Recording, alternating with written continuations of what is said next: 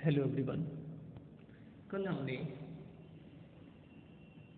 BSc second year में जो topic discuss किया था एग्स। हमने कल एग्स क्या होते हैं, कितने टाइप्स के होते हैं, उनको डिस्कस किया था। आज हम बात करेंगे प्लेसेंटेशन इन मैमल्स, यानी जो मैमल्स हैं उनमें कितने टाइप का प्लेसेंटा पाया जाता है, उसका क्या वर्क होता है, क्या फंक्शन होते हैं। तो आज हम डिस्कस करने जा रहे हैं प्लेसेंटेशन इन मैमल्स।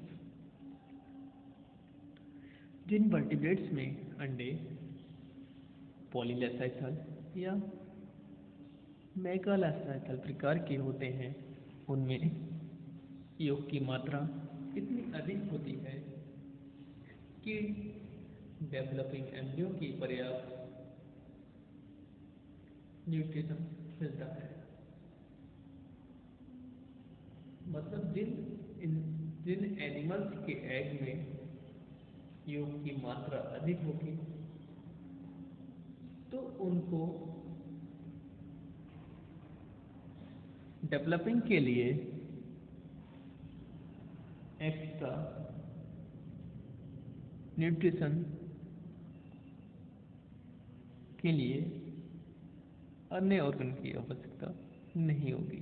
जैसे कि हायर वर्टिब्रेट्स हैं उनमें प्लेसेंटा की ज़रूरत होती है, लेकिन जिन एनिमल्स के एग में योग अधिक मात्रा में पाया जाता है तो वह एनिमल योग से ही अपना न्यूट्रिशन ले लेते हैं। नेक्स्ट, जिन ऑर्गेनिज्म में एग मैक्रोलेसेथल या एलेसेथल करके होते हैं उनमें योग की मात्रा ना के बराबर होती है, जो एम्ब्रियो को न्यूट्रिशन देने के लिए इनसफिशिएंट होती है। इसलिए पीपीपेरस एनिमल्स में एम्ब्रियो का विकास मदर के यूट्रस में होता है। यानी ऐसे एनिमल्स जो कि बीबीपेरस होते हैं, बच्चे देने वाले होते हैं, बच्चे देते हैं, उनमें जो एम्ब्रियो का विकास होता है वो मदर की बॉडी यानी यूट्रस के अंदर होता है। वहाँ एम्ब्रियो एक विशेष स्ट्रक्चर की बॉल से जुड़ जाता है। यही स्ट्रक्चर प्लेसेंटा कहलाता है। प्लेसेंटा की फॉर्मेशन प्लेसेंटेशन कहलाती है। यानी जो प्लेसेंटा की फॉर्मेशन होगी, पूरी प्रोसेस होगी, वो कहलाती है प्लेसेंटेशन। प्लेसेंटेशन केवल मैमल्स में ही नहीं बनता, बल्कि इनकी फॉर्मेशन कुछ कार्टिलेजिनस फिशेज जैसे स्कोलिडोन, कुछ प्रोटोकॉर्डेट्स जैसे साल्पा, इनवर्टिब्रेट्स, टोल्यूलम, पेरिपेटस आदि में भी पाया जाता है। विलियम हार्वे पहला व्यक्ति था जिसने 1657 में यह बताया कि प्लेसेंटा एक ऐसा ऑर्गन है जो मदर के ब्लड से संबंधित यानी इलाबोरेट होता है। मैथ्यू ने प्लेसेंटा को फीटल लंग माना। जेंकिंसन ने अपनी बुक वर्टिब्रेट एम्ब्रियोलॉजी में यह बताया कि प्लेसेंटेशन में यूट्राइन बाल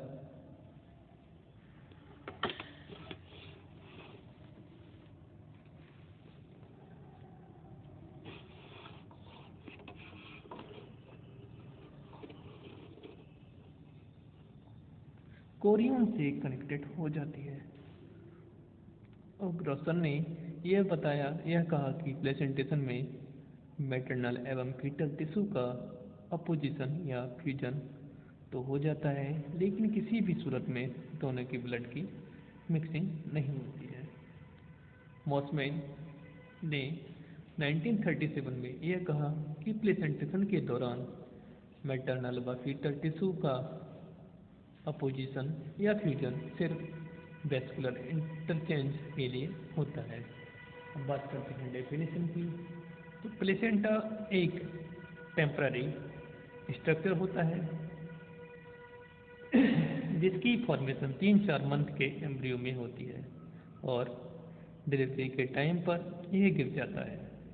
प्लेसेंटेशन में मैटरनल व फीटल टिश्यू का फ्यूजन होता है तथा दोनों के बीच सभी वैस्कुलर इंटरचेंज होते हैं। अब बात करते हैं फंक्शंस ऑफ प्लेसेंटा की, यानी प्लेसेंटा के क्या फंक्शन होते हैं। प्लेसेंटा के प्रमुख कार्य इस प्रकार हैं। नंबर 1, प्लेसेंटा मैटरनल ब्लड से फूड व ऑक्सीजन को डिफ्यूजन द्वारा एम्ब्रियो तक पहुंचाता है। यानी जो मदर की बॉडी में बेबीज होता है, पलता है, उसको जो ऑक्सीजन तथा फूड उसकी बॉडी तक पहुंचाया जाता है, वो डिफ्यूजन की प्रोसेस द्वारा प्लेसेंटा के द्वारा ही उसकी बॉडी में पहुंचता है। नेक्स्ट, एम्ब्रियो से कार्बन डाइऑक्साइड व वेस्ट डिफ्यूजन द्वारा ही प्लेसेंटा से मैटरनल सर्कुलेशन में आ जाते हैं। नेक्स्ट, प्लेसेंटा ग्लाइकोजन की एम्ब्रियो के लिए तब तक स्टोरिंग करता है जब तक उसमें लीवर की फॉर्मेशन ना हो जाए। यानी जो एम्ब्रियो होता है, जब तक उसमें लीवर की फॉर्मेशन नहीं हो जाती है तब तक ये ग्लाइकोजन की स्टोरेज का भी वर्क करता है। नेक्स्ट, प्लेसेंटा एम्ब्रियो के डेलिकेटेड टिश्यू को मदर के उस ब्लड से प्रोटेक्शन भी दिलाता है जिसका दाब बहुत उच्च होता है। नेक्स्ट, प्लेसेंटा डाइजेशन में भी हेल्प करता है। इसकी ट्रोफोब्लास्ट से आवश्यक एंजाइम का सिक्रीशन होता है।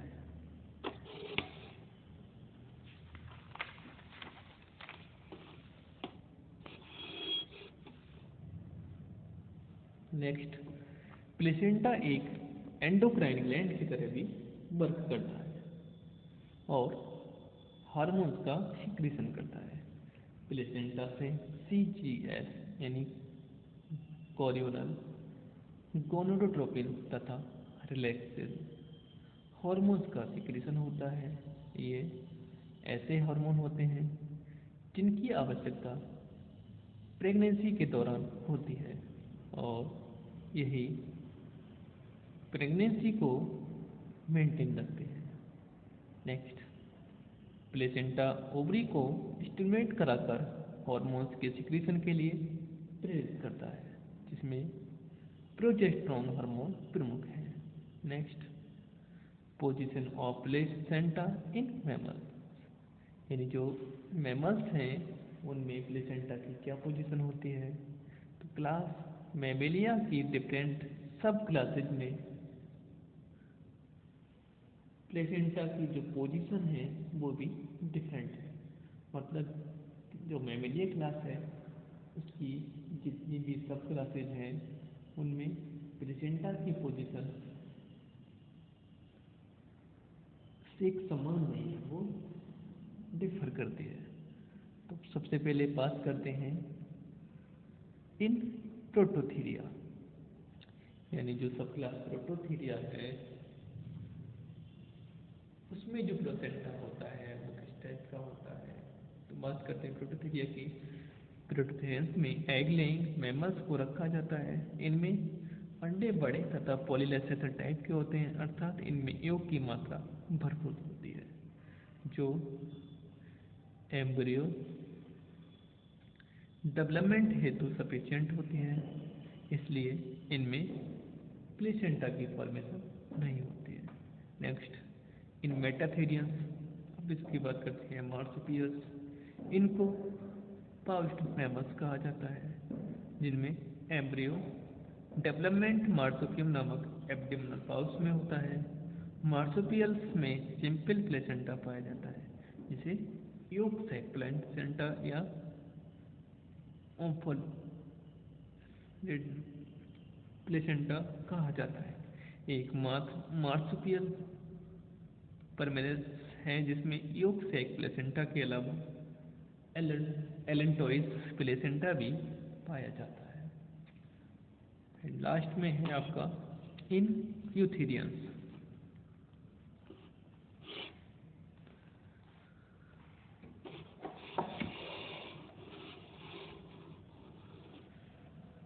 सभी हायर मैमल्स या यूथेरियंस में एग एलेसेथल या माइक्रोलेसेथल होते हैं, जिनमें ईओक या तो एब्सेंट या ना के बराबर प्रेजेंट होता है, जो एम्ब्रियो के प्रॉपर डेवलपमेंट के लिए सफिशिएंट नहीं होता। इसलिए सभी यूथेरियंस ट्यूटेशन पाने हेतु मदर की यूट्रस की बॉल से प्लेसेंटा द्वारा कनेक्टेड हो जाते हैं। इनमें ट्रू प्लेसेंटा व एलेंटोइस या एलेंटोकोरिनिक प्लेसेंटा पाया जाता है। यही कारण है कि यूथेरिया को प्लेसेंटेलिया तथा यूथेरियंस को प्लेसेंटल्स भी कहा जाता है। यहाँ पर आप देख रहे हैं स्ट्रक्चर ऑफ ए प्लेसेंटा। जो प्लेसेंटा है उसके स्ट्रक्चर को यहाँ पर देखा गया है। इसमें एंडोडर्म जो बाहरी आंतरिक लेयर है इसकी endoderm, mesoderm, ectoderm, trophoblast, connective tissue, पिलेट, वेसल्स, एंडोथीलियम, कार्पल्स, ईबिलाई, क्रिप्ट्स, ये जो होती है फीटस साइड होती है और ये होती है मैटरनल साइड यानी यूट्राइन साइड्स। जो फीटस होता है एम्ब्रियो होता है उधर की साइड और ये मैटरनल साइड। तो आज हमने बीएससी सेकेंड ईयर में प्लेसेंटेशन इन मैमल्स के अंतर्गत position of placenta, structure of placenta, characters of placenta तथा इसकी डेफिनेशन और इंट्रोडक्शन को डिस्कस किया। कल हम इसके आगे के पार्ट को डिस्कस करेंगे।